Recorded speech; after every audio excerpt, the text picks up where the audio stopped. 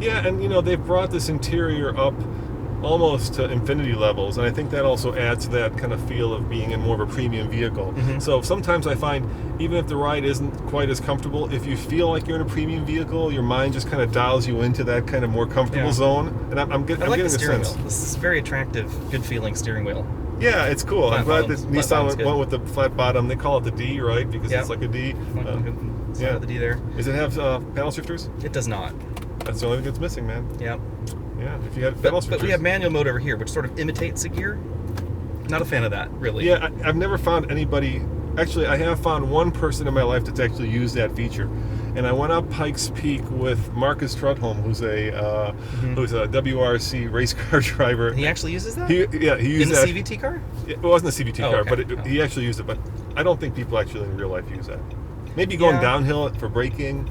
But would you actually drive with that? I don't think so, especially with a CVT. I wouldn't. No. Although I did have one in an Eagle Vision TSI that I owned. Really? And I used it. All right. So, not a lot of people, but of course, young Alex and an Eagle. I had an Eagle. It was a lot of people confuse this. This was not the Mitsubishi Eagle, and it was not the AMC Eagle. This was the Concorde Intrepid-y unholy mess that they jammed under the Eagle brand because it needed a home. But I actually liked it. I miss my Eagle. All right. Well, to each his own, dude. I mean, I'll admit to having some pretty funky cars, but at least that one had some panache, It was entertaining. It had the auto stick, is what they called it back then. And I think back then it was also new. It was new. It was very in. Yeah, and the novelty is kind of worn off that. But on a CVT, I just don't understand it. I just want my CVT to vary its gear ratios in its little CVT fashion. That's all I expect. It's like the Altima has some of the most gorgeous shift paddles in any car available. Those beautiful magnesium ones with the leather on the edge of it. I just don't understand why they're in that car. I mean, they're just about as useful as shift paddles on a French poodle. Because it's this vague suggestion to a CVT that maybe I'd like to shift now and into the next gear. Yeah, and the next generation of CVTs that Nissan's building, of course, emulate a traditional they do. Manual or automatic transmission, whichever you prefer. Which I'm also offended by, because it's faster if they don't. Yeah, because then you the way a CVT, of course, works is it takes the engine to its optimal rev range, and then there's a cone, and this belt goes up and down the cone, and the engine doesn't necessarily change very much when you give it the beans, right? Yeah. The car just gets to hang out at that most efficient power level, and it's good for acceleration. When you make it act like an automatic, then you're actually making it less, I think, efficient. Yeah. Yes. Yeah. So, you just potentially heard it beeping there. That's lane keep warning. Yeah, because I'm wandering all over my lane. Because you're wandering all over your lane. There's also the new braking assist. Pedestrian now are identified and the car can be stopped. And it's interesting, all these new technologies basically are the foreshadowing of self-driving cars. Yeah. It is interesting safety-wise that Nissan's putting their forward emergency braking, their pedestrian detection, lane keeping assist, lane departure warning, etc., all in mainstream models now, except that the hybrid can't get the radar cruise control. It might be a price thing. Could be. It might be one option too many. It would just make it too expensive for their calculus.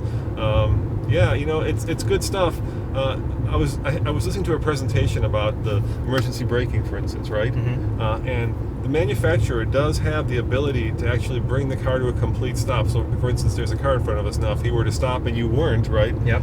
You'd get a little warning, and eventually the car would hit its brakes. But depending on how fast you're going, that's how much the car would apply the brakes. But inevitably, you would hit that car because we're going too fast. This is going to mitigate. It's going to slow you down. It's going to mitigate it, but they can also, dial in the code so that basically it stops you, but they're not doing that yet because I think they're afraid of the liability, right? They still want you to drive the car, not for the car to drive it. And if they were to say, we can stop this car before you hit that car, then all of a sudden the liability is on them and not on you.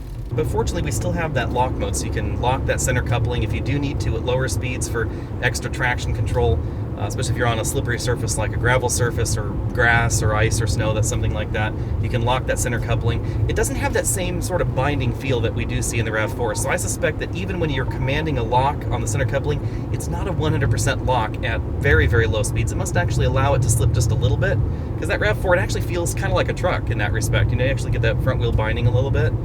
Yeah. We didn't notice that. Yeah, I mean, once again, it's a scale, right? Yeah. How off-road Yeah. worthy do you want it to be versus how fuel efficient? And Nissan always seems to lean toward the fuel efficiency aspect of that continuum. Yeah. I know there've been a lot of questions about the CR-V's off-road worthiness. I know you guys do some off-road testing. Have you ever tested the old Rogue on that? We go up what we call Gold Mine Hill, which is this 3-stage off-road, and most of the CVTs make it up the first stage quite easily, and then they get stuck usually on the second, and they don't take on the third stage. So these vehicles are, let's call them snow and dirt road vehicles, soft off-roaders. Right. Having said that, I took the first generation of Vale Pass during a snowstorm, and there was a police car. It was a rear-wheel drive Charger with snow tires that was fishtailing up, and we just scurried right on up over Vale Pass in the first gen of this. So it's actually remarkably capable when it does hit snow. Yeah.